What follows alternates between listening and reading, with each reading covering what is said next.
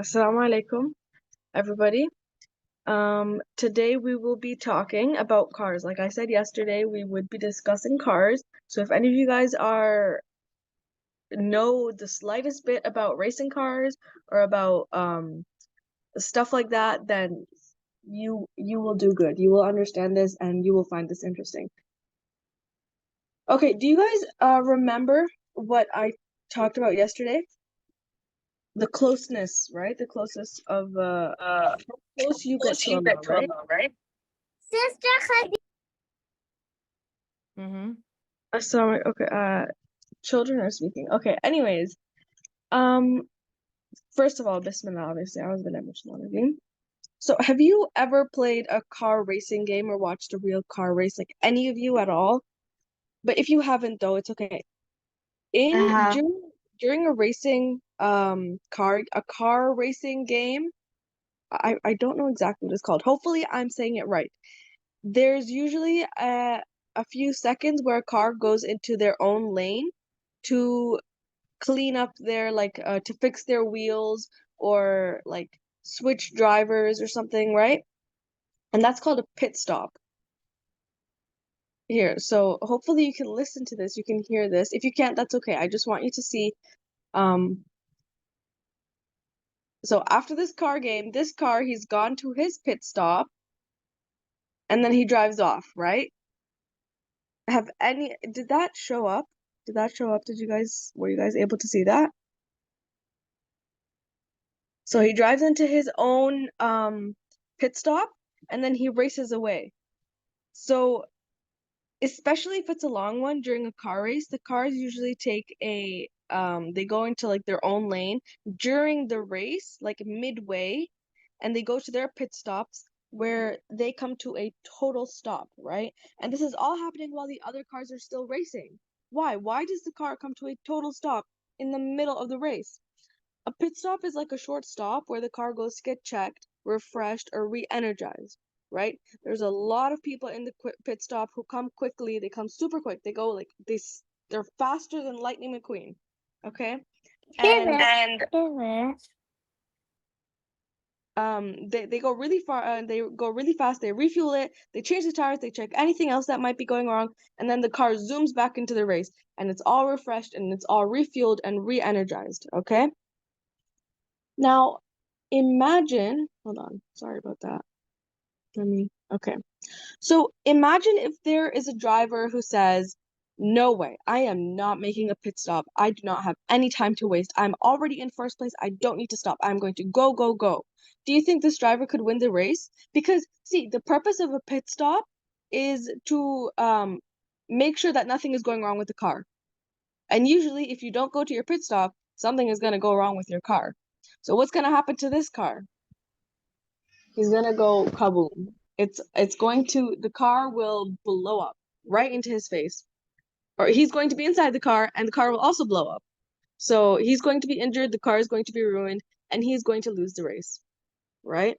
So the tires might get really hot, so hot that they will literally burst, right? So the car could also run out of fuel and then stop right in the middle of the track, and then other cars could also hit it, right? Or else something else might go wrong. Anything could go wrong. So basically it would be a really dumb decision. A really, really dumb decision not to stop at the pits and check everything, refresh everything, make sure that the car is okay, right? So he saved a few minutes, seconds. Sorry, he saved a few seconds, right? By not making a pit stop, but in the end he lost the race and he hurt himself. He may have been like, oh, maybe this is gonna save me a few seconds, and I'll be able to do this really fast. It won't make a difference. But in the end, you're only just hurting yourself. You're gonna end up losing. So why are we talking about car races, right? Basically, my point is that Salah is literally the same thing as a pit stop. It is your checkpoint. We might be very busy during the day. We might have lots of activities. We might have lots of work. We might have homework. We might have assignments. Might have school. We might want to go play with our friends. things you want to do, this or that. But in the middle of our busy day come 5 pit stops. Not just one, 5 pit stops. We have 5 points in our day to sit down, talk to Allah for a second, refresh, re-energize ourselves. And what are these pit stops? These 5 pit stops throughout our day. It's Salah, right? Salah 5 times a day. You pray for the sake of feeling re-energized so that you can refuel yourself so that you don't end up exploding, right? Basically.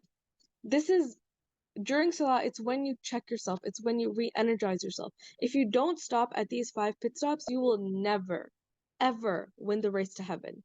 There might be someone who thinks, actually, I don't pray, but my life is pretty okay without it. It's kind of like that driver that I just mentioned, right? Who says, oh no, I'm not going to stop on the pit stop, whatever, it's fine. That driver might keep winning for a little while longer, just for a little longer, right? But in the end, he's going to go kaboom. It's going to be a disaster. That's how the life of someone who decides to skip their prayers will be. They think, oh, I'm fine, I don't need to pray, but they're actually going towards a ginormous, massive disaster in their life. Like you're basically asking for your life to get messed up if you don't pray, right?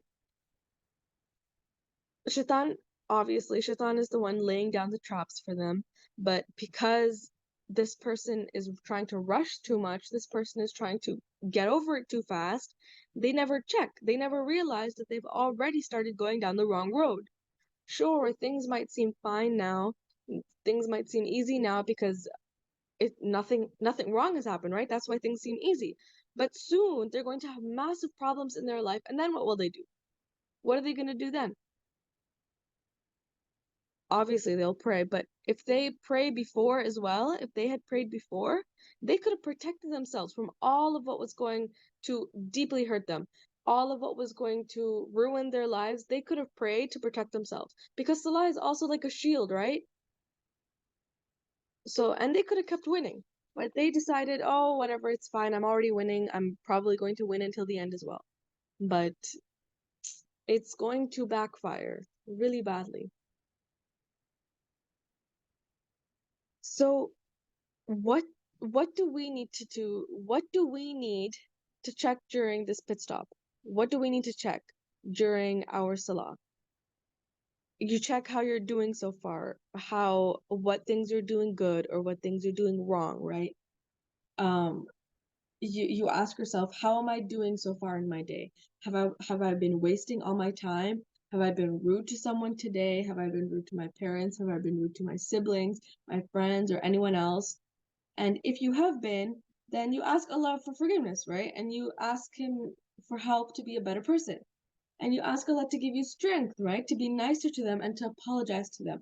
Because obviously, it's not like an easy thing to just go up to someone and apologize. If you find it easy, then you're a very strong person. If you can go up to someone and apologize, you are literally one of the strongest people on planet Earth.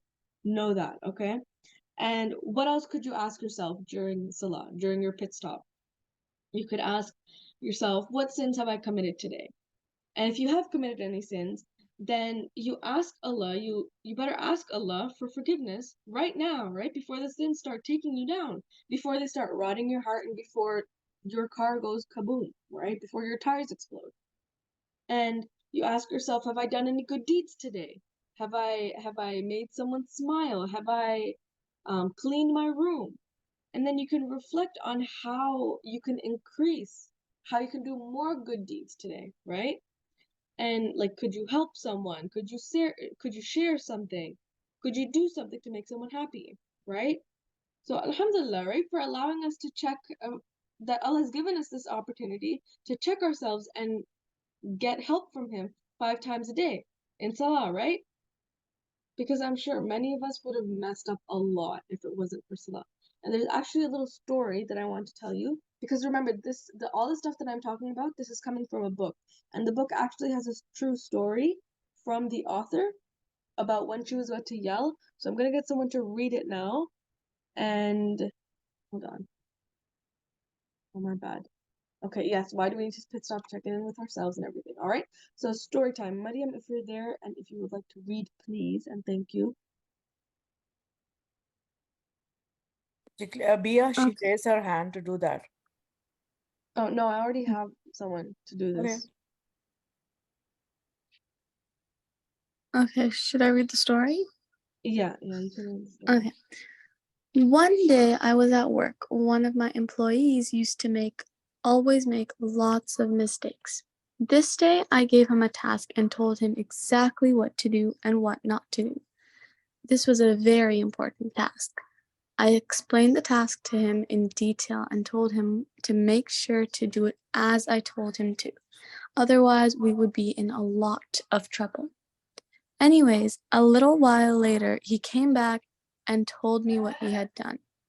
Guess what? He had done exactly what I told him not to do. I was so annoyed. I thought, today I'm going to yell at him so badly and I'm going to fire him. But then I looked at the time and it was Asr prayer time.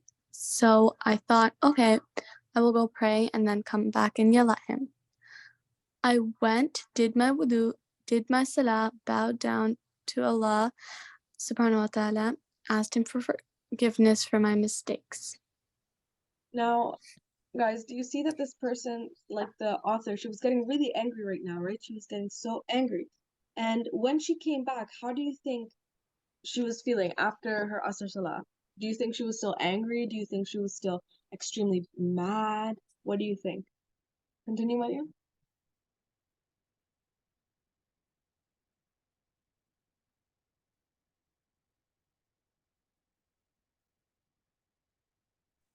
Mm-hmm. You can continue. Okay. The prayer had completely calmed me down. I remembered my own mistakes and decided to forgive him, hoping Allah subhanahu wa ta'ala would forgive me too when I make dumb mistakes. Okay, thank you, Maria. So this is just one really small example, right, of how prayer could save you from committing a sin.